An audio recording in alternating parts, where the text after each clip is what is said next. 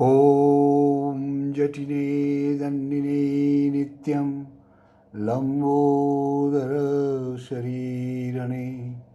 कमण्डलो निःसङ्घाय तस्मै ब्रह्मात्मने नमः।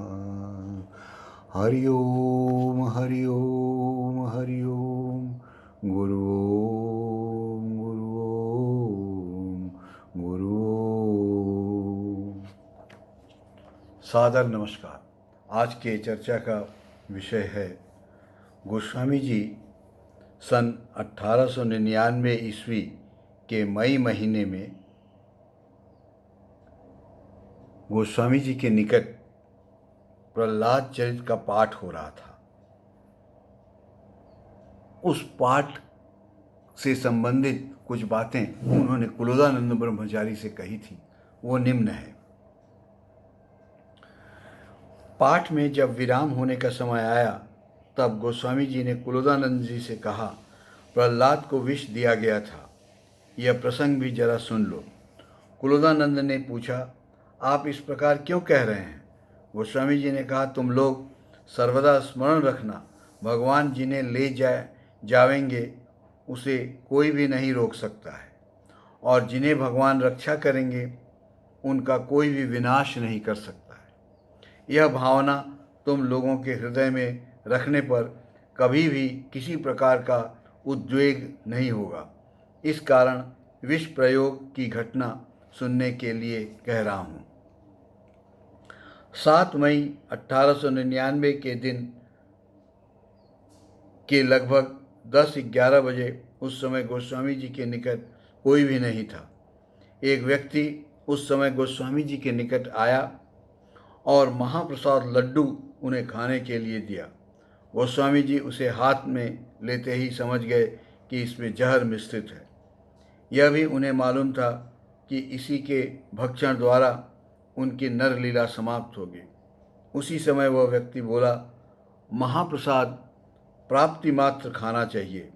ऐसा कहकर शास्त्र के इस श्लोक का उसने उच्चारण किया, शुष्कम पर्युषितम वापि नीतम वा दूर देशतः प्राप्त मात्रेण भोक्तव्य नात्र काल विचारणा। इसे सुनकर गोस्वामी जी ने वह लड्डू खा लिया। गोस्वामी जी के लड्डू खा लेने के बाद तुरंत ही वह व्यक्ति भाग गया।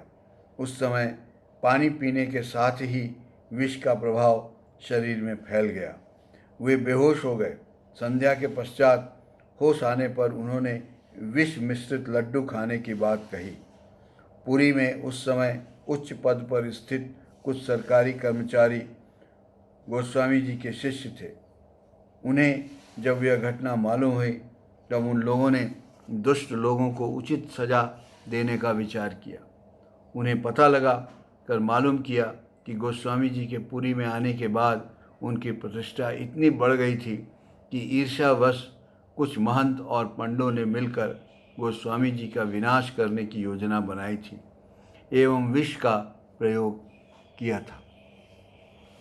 गोस्वामी जी ने अपने उत्तेजित शिष्यों तथा उन सरकारी कर्मचारियों को शांत किया एवं कहा, आप लोग ऐसा कार्य कभी न करें। उनके ऊपर मेरा बिंदु मात्र भी क्रोध या असंतोष नहीं है। भगवान उन लोगों का मंगल करें। गोस्वामी जी की बातों को सुनकर ये लोग कुछ भी न कर सके। दिनों दिन उनका शरीर दुर्बल होता गया। गोस्वामी जी के निकट संध्या समय नित्य कीर्तन होता था।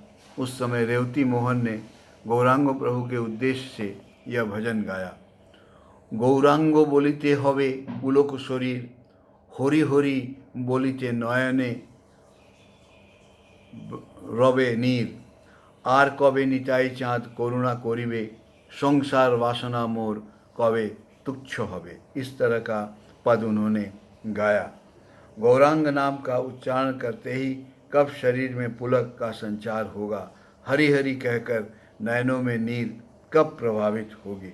नरोत्तम दास की इस प्रार्थना संगीत को गायक रेवंती मोहन ने इतने मधुर एवं आंतरिक भाव से गाया कि गायक एवं श्रोता सभी के नयनों में अश्रुधारा प्रवाहित होने लगी। इस भजन के सुनते ही गोस्वामी जी को गोस्वामी जी के शरीर में अश्रु, कंप, पुलक आदि दिखाई पड़े। उनका शरीर उस समय बहुत ही कमज़ोर हो गया था। किसी की सहायता न लेकर वे न खड़े हो सकते थे न चल सकते थे। पर कीर्तन की 2-3 पंक्ति सुनते ही उनके शरीर में विशेष शक्ति का संचार हुआ। वे खड़े हो गए एवं नृत्य करने लगे।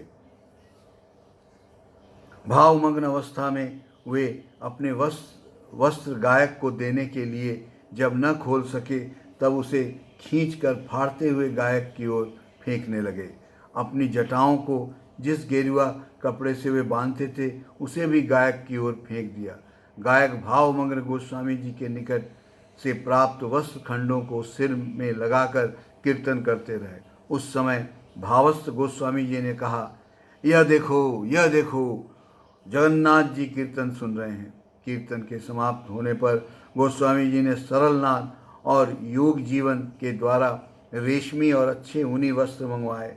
उसे गायक रेवती मोहन को देते समय उन्होंने कहा, कीर्तन गायक को विदा कर रहा हूँ, इससे मुझे कितना मधुर कीर्तन सुनाया। यही गोस्वामी जी के कीर्तन में भावावेश में अंतिम नृत्य था। विष प्रयोग के बाद से दिनों दिन उनके शरीर कमज़ोर होता गया, पर इस समय भी वे अपने आसन में ही बैठे रहते थे। एक दिन किसी ने कहा, आप सर्वदा न बैठकर थोड़ा लेट जाइए। उस समय गोस्वामी जी ने कहा, जिस दिन मैं आसन छोड़कर लेट जाऊंगा उस समय फिर इस शरीर में नहीं रहूंगा। ऐसा कहकर गोस्वामी जी ने शिष्य को आश्वस्त किया। आइए अब हम सब मिलकर थोड़ा कीर्तन करें और गोसाई जी से कीर्तन में जो आनंद प्राप्त होता है उसको प्राप्त करें। हरे कृष्ण कृष्ण कृष्ण हरे राम राम राम हरे हरे। हरे कृष्ण कृष्ण कृष्ण हरे हरे। हरे राम राम राम हरे हरे। आइए अब गोसाई जी द्वारा जो मुख्य रोज स्मरणीय, प्रातः स्मरणीय उपदेश हैं उनका थोड़ा स्मरण कर लेते हैं।